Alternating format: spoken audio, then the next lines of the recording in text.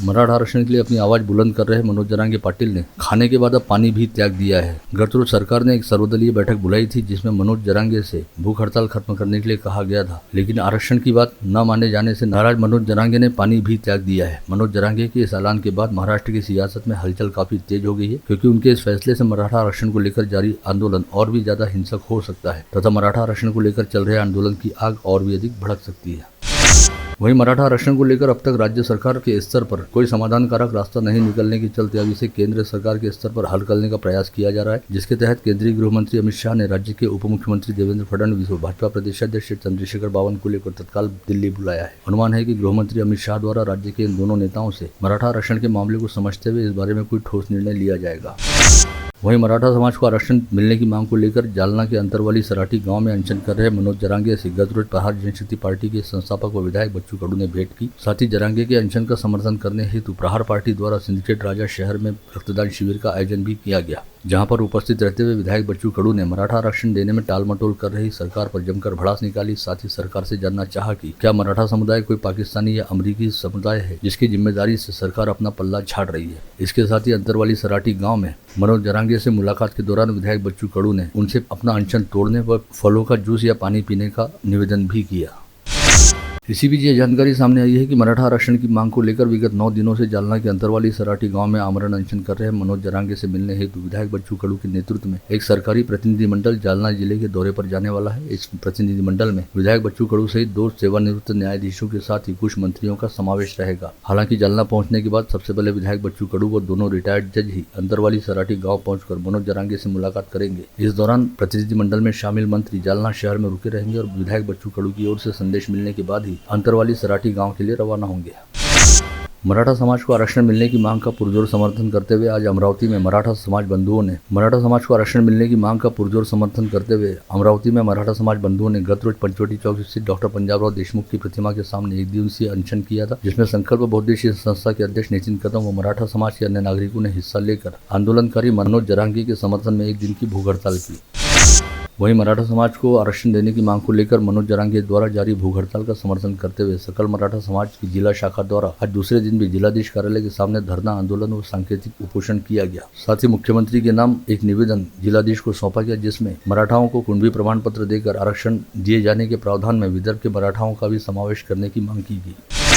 गत रोज अमरावती जिले के दौरे पर पहुंचे भाजपा के प्रदेशाध्यक्ष चंद्रशेखर बावनकुले ने धामनगांव रेलवे में पार्टी पदाधिकारियों की बैठक को संबोधित करते हुए कहा कि प्रधानमंत्री नरेंद्र मोदी के नेतृत्व में केंद्र सरकार द्वारा अनेकों जनोपयोगी योजनाएं चलाई जा रही हैं, जिसके चलते केंद्र एवं राज्य सरकार द्वारा किसानों, महिलाओं व सभी समाज के घटकों हेतु चलाई जा रही योजनाओं की जानकारी घर घर तक पहुँचाने के लिए आगामी विधानसभा चुनाव तक पार्टी के प्रत्येक पदाधिकारी व कार्यकर्ता ने रोजाना कम से कम 3 घंटे पार्टी के लिए देने चाहिए।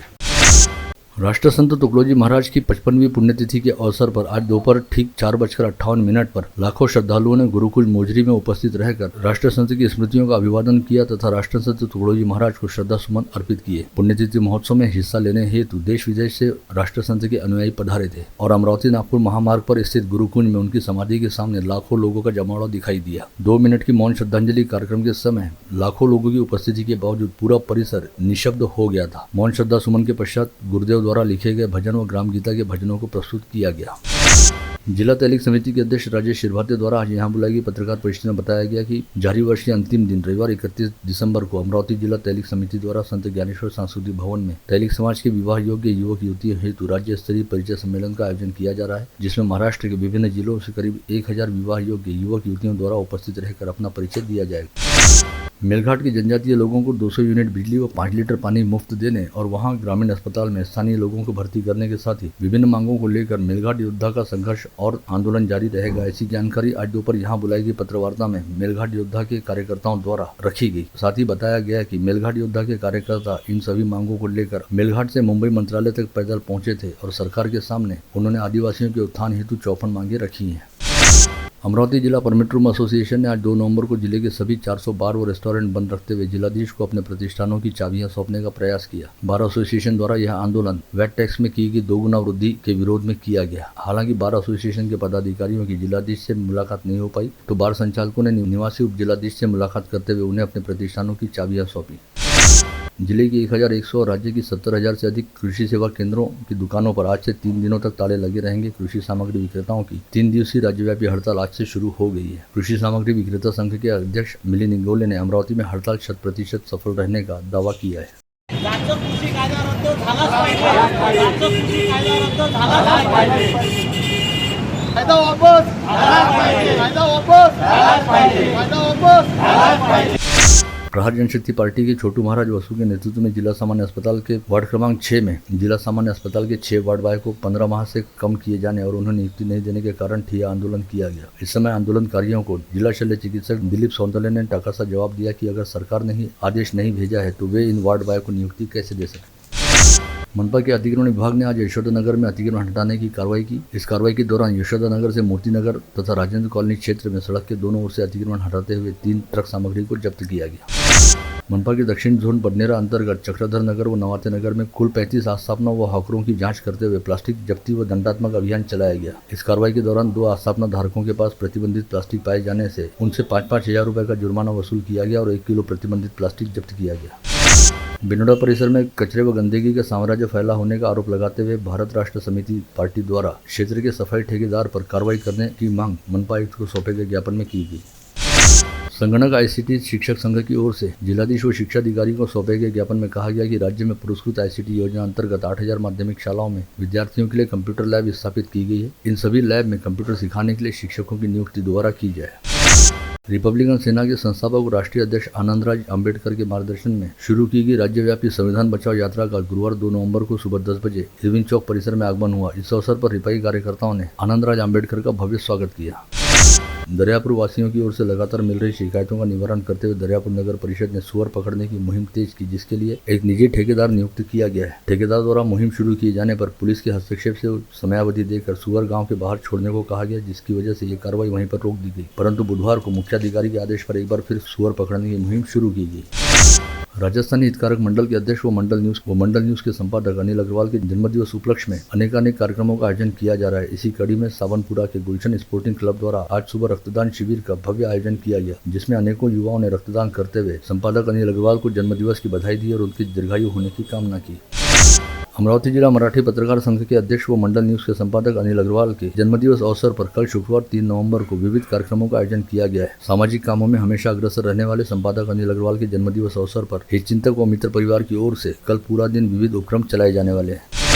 अमरावती विधानसभा निर्वाचन क्षेत्र तथा उपविभागीय अधिकारी के कार्यालय द्वारा सरकारी तंत्र निकेतन स्वायत्त संस्था में युवा मतदाता पंजीयन व मतदाता जन जागृति अभियान अंतर्गत विशेष शिविर का आयोजन किया गया, जिसमें 9 मतदाताओं का पंजीयन करने के साथ ही उन्हें मताधिकार का प्रयोग करने के बारे में जागरूक किया गया। इसके साथ ही डॉक्टर पंजाबराव देशमुख तंत्र निकेतन रूरल संस्था में भी युवा मतदाता पंजीयन व मतदाता जनजागृति अभियान चलाया गया, जिसमें तंत्र निकेतन के युवा छात्र छात्राओं का 9 मतदाता के तौर पर पंजीयन किया गया और उनसे आगामी चुनाव में अपने मताधिकार का प्रयोग करने का आह्वान किया गया। राजस्थानी हितकारक मंडल अंतर्गत महिला मंडल ने बीती रात राजापेट स्थित रामदेव बाबा मंदिर में 21 महिलाओं के करवा चौथ पूजा ने सफलतापूर्वक संपन्न कराए। इस अवसर पर परंपरागत भोज का आयोजन भी किया गया। चांगापुर में आकाश अग्रवाल के घर से 75 ग्राम सोने के गहने चोरी हो गए थे। अपराध शाखा यूनिट 1 ने मामले में तेजी से जांच करते हुए 2 आरोपियों को धर दबोचा और उनसे 75 ग्राम सोना भी जब्त किया गया, जिसे शहर पुलिस आयुक्त नवीन चंद्र रेड्डी के हाथों शिकायतकर्ता की माताजी शारदा अग्रवाल को सौंपा गया।